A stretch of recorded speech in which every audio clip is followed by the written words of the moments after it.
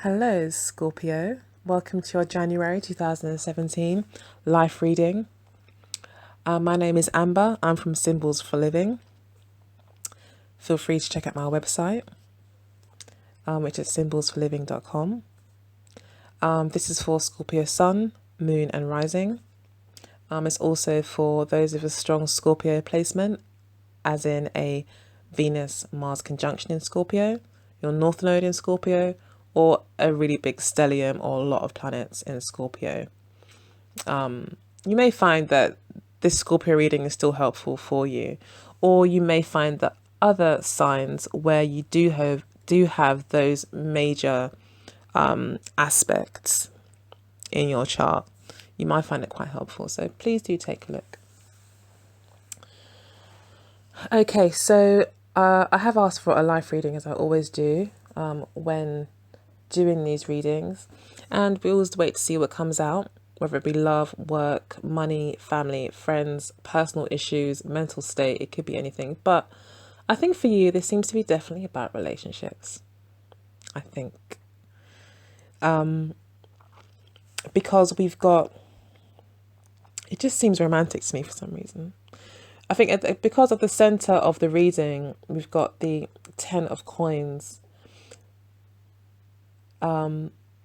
which talks to me of a couple. When this particular card is depicted as a couple together, committed to each other, for the long haul, for the legacy of the family. Like it's a 150% commitment to family life, or a commitment to any other endeavor.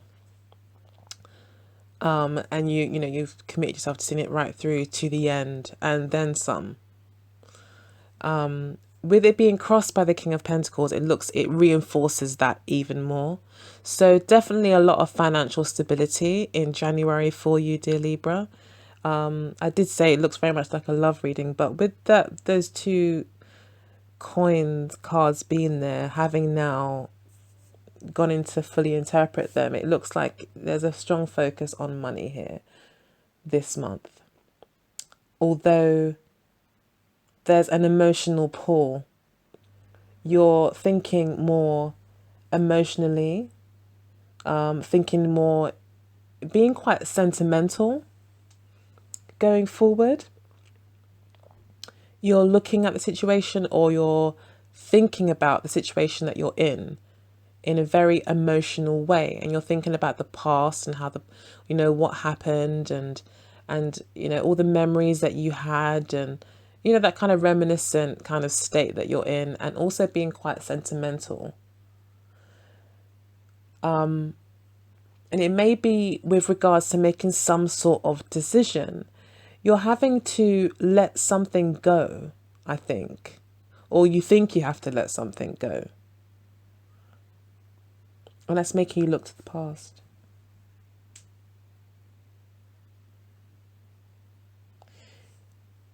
You may feel like you're undecided.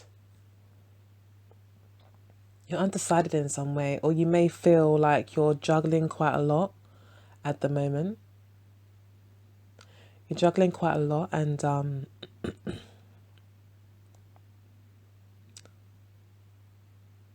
yeah, sorry. It's kind of taking me back a little bit. Okay, we'll keep going through reading. Hopefully it will become clearer. So, interestingly enough, how you see yourself is that you started something that has possibly taken quite a lot of work to even get to the stage where you can start it, where you can actually start to see the fruits of your labor. So a lot of work has gone into something, and you see yourself as someone who's now waiting to see the outcome of your investment. In the past, we've got the Fool card. So you may have taken a leap of faith in something.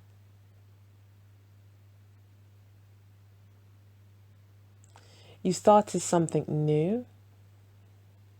And I think for you, it was quite an inspired decision that you made to start something new. It was like maybe you got an inspiration about something. You know, maybe you traveled somewhere over Christmas period. Maybe you've been speaking to people who are from different walks of life to you. People that do travel, people that travel from far to maybe come and travel and see you, or over the holidays, or see if, you know, you're just meeting people that maybe aren't your usual type, I think. And it's made you think, I think, about the different possibilities and opportunities out there for you. And I think it's led you to where you want to explore them. You want to know what's out there now. You want to know, well, you know, what could be out there for me. And it's more of an instinctive thing. You don't really know what the outcome is going to be. You've got no idea of what the outcome is going to be. However, the outcome is actually the star. So, and definitely with the Ten of Pentacles and the King of Pentacles as the center of the reading, that very much is a star energy. You know, who doesn't want to be financially stable, like 100%? Like most of us do that. Financial freedom, as they say, they call it, you know. You seem to be having a taste of that financial freedom because of starting something new, because of, you know, taking that leap of faith. It seems to have been a very lucky strike for you, and it's made you very financially secure, to the point where now you're looking to see what else you can do. You're now, you know, it's now let you see, okay, now I've achieved this. You know, you're seeing even more possibilities that maybe you even saw before. So, which has now set you to kind of create new goals for yourself. Relationship speaking, you know, if this got nothing to do with work and nothing to do with finance, again, you have come to a point in your relationship or connection with this Pentacles person who's quite stable, quite grown up, a mature person over the age of 35. Someone who is just responsible and someone that you can rely on, someone who's ambitious as well. But also you have to be a little bit careful with the King of Pentacles sometimes, because he is very, you know, financially focused. So he's not very like, you know, you know, everyone's emotional. Everyone's got emotions. It's just a human characteristic. Once you're human, you have emotions. But with the King of Pentacles, he's not going to rely too much on his emotions to, you know, if it's a choice between work and love, likelihood is he will choose work. And love is the second priority. Not because he doesn't value it, but because I think it's more security, it's more practical. It's more about the survival instinct. It's more earthy. It's more what we need right now to survive and sustain ourselves. That's more important to the Pentacles King. So you might find that there is a little bit of coldness in that sense, but otherwise he's always going to want to make sure that you're financially secure and that you are generally secure and looked after, and that you have what you need. So he's very, yeah, he's a lovely king, very protective, wants to know you're okay. And this situation, this new connection that you might have, or this with this king, is very secure, and you feel very secure with him. If the king is representing the woman, of course, then, you know, she is a mature woman who provides a lot of security for you. Or maybe if you're the male, you provide quite a lot of security to her or him. It could go so many ways. But I hope you catch my drift. But this has now opened your eyes up to what could be. And I think now you're very happy together. You can now see a future. And I just think you're really happy right now, Scorpio. That's really lovely set up, those cards together. Shows you're happy and you're looking towards the future, and the future looks very bright. So yeah, it's beautiful. Which is might be what's making you feel quite sentimental. You know, you're in love. You may very well be in love. You may feel like you found your soulmate. You feel very comfortable around this person, you know. The Two of Coins again, even though it's usually about change. I mean, maybe that's all it's really representing is change. You know, you've decided to take this leap of faith, which has kind of made you have to maybe change. It's made there's been a lot of internal changes as a result of it. I think that's what the Two of Coins is saying. There's been a lot of internal change within yourself.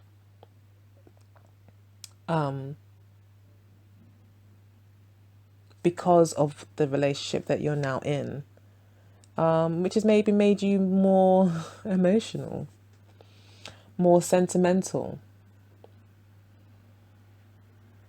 But either way, you definitely feel a strong connection to this person, and it looks like you've decided to go the extra mile with them, which may mean having to leave something behind as well. So you may have had to leave something behind, which might be what's also causing you to be sentimental. But it's showing here that if you stay focused on the future, it looks very bright. As to how people see you, they see you as the Hanged Man, maybe still undecided. They may still see you as someone, you know, the Two of Coins person, where you're a little bit like, I don't really know how to let go of the past and move forward. I don't really know. I'm quite attached to the past. But the Knight of Swords is your overarching energy for the entire month. The Knight of Swords, again, doesn't think very much of his heart. He thinks more so with logic. Like, if it doesn't make sense, that's it. It doesn't make sense. There's no point in talking about it any further. Unless we're going to just talk for the fun of it and play devil's advocate. I mean, he's, again, the Knight of Swords is someone who likes to be devil's advocate. He likes to just discuss and talk, and it's almost like a philosopher in a way as well. He just likes to chat and discuss ideas and you know, to be honest and frank, and be very matter of fact. He's not really that sentimental. He's looking to see, can you prove to me that it's of, you know, worthy of the sentiment that you're giving it. You know, he'd want you to actually put it into words. And if, you know, again, he's asking you to articulate how you actually feel. And then once it's articulated, you might find that actually it doesn't make sense, or it's something that you can leave behind, but you're just attached to it for this reason or the other, because you knew it so long or knew it so well or whatever. But the Knight of Swords here is looking directly at the Six of Cups and is saying, I think he is saying, okay, fair enough, you may have attachments, but please make the right choice going forward, because the future does look pretty bright. But your partner may see, you know, he may be, or she may be waiting around for you to make a choice. Or he may just see you as someone who's still just very much contemplative, not actually making a commitment yet. Although the center card looks like you're very much committed, but on the outside you may still look very undecided, maybe because you are still looking to the past. To other people, it looks like you're not quite embracing your now, when really you have made a full commitment. You just are saying your goodbyes, and it's just a little bit emotional for you.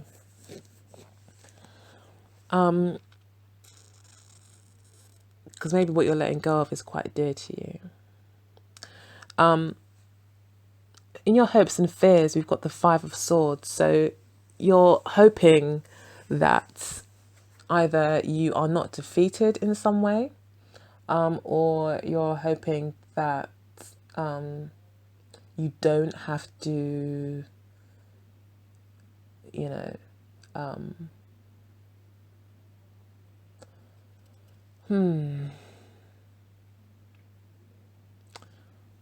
I wasn't going to say you don't have to cut anyone, because the Five of Swords essentially is about doing what you need to do by any means necessary. So I guess you're hoping that you don't have to be ruthless about anything. You're hoping that, you don't want to be ruthless.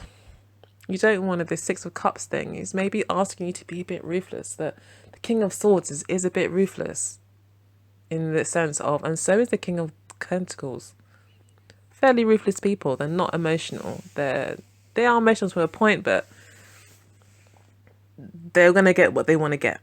They're not really trying to get their emotions in the way or let the emotions get in the way. So I think you're fearing having to make an unemotional choice and maybe leave someone out in the cold, and you don't want to do that. Or maybe you don't want to be left in the cold.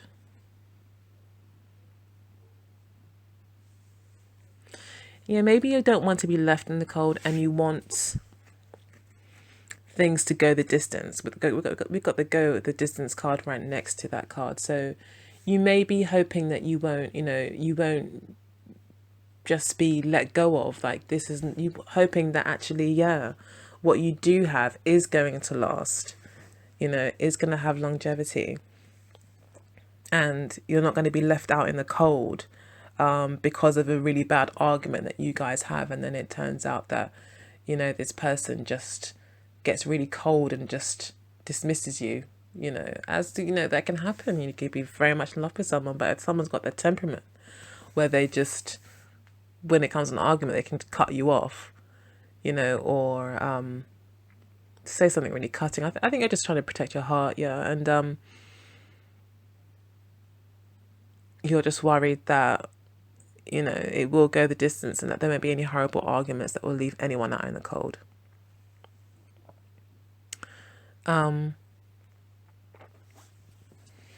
So I guess the advice there would be to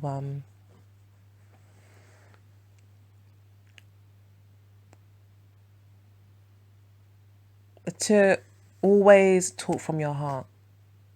So one thing I've learned about the Five of Swords is the only way to get through it is to not talk so much from your mind and so much logic. Sometimes if there is an argument, because some people are really good at arguing, some people are just fantastic arguers. They can argue and win every argument, even when they're wrong, even when it's not right, but they're still able to form a strong argument. So they always win the argument, but they have lost the whole battle. And sorry, I lost my train of thought, but yeah,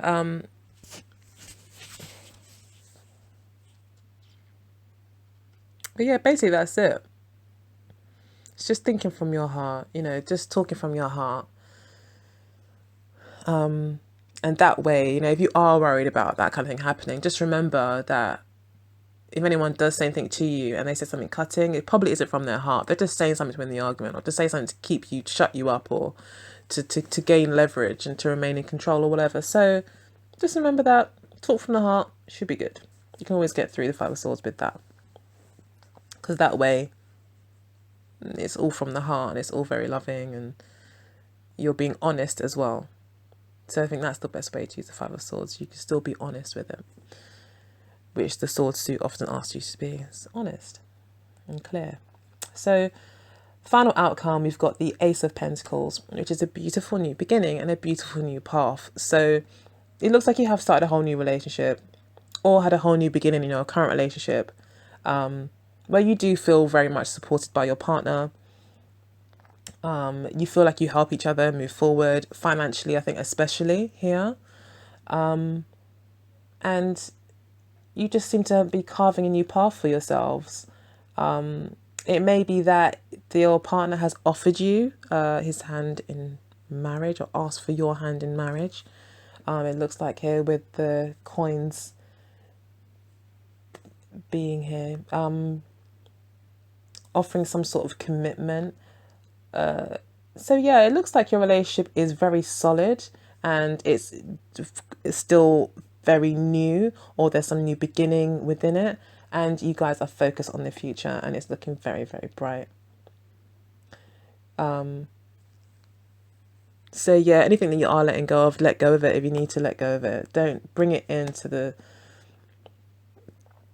your new relationship or your new part of your relationship and allow that to make your partner feel like you don't really know what you want to do. And he feels like, or she feels like, you really are seriously making a big decision. Like for you, it's a very big deal. And it may very well be a big deal for you. But the Hanged Man asks you as well just to look at things a bit differently. You may not actually have to leave anything behind. It's just the way you look at it. You can still love things from a distance. You can still look after things from a distance. You just might need to do it a bit differently. Maybe the way that you've always done it, especially with the round and round card there, the way you've always done it may not work anymore. You know, it's not going to work for you going forward. So you may have to think about a new way to deal with whatever you're letting go of. And it is going to be a sacrifice, because the hanged man talks about sacrifice. So yeah, I do understand. I do feel for you, and I do, appreciate that. This may very well be a quite big decision for you, but ultimately it is in line with your higher goals with the star card there. The choice that you're making. So good luck with that. I hope that was a help. If you have any questions, feel free to leave a question in the comment section below. If you've got any compliments, suggestions, anything, insight, your feedback as to how it affected you, I'll take it all. Leave it in the comment section. I'll have a read. And yeah, apart from that, have a really good January and Happy New Year, and take care. Take care. Bye-bye.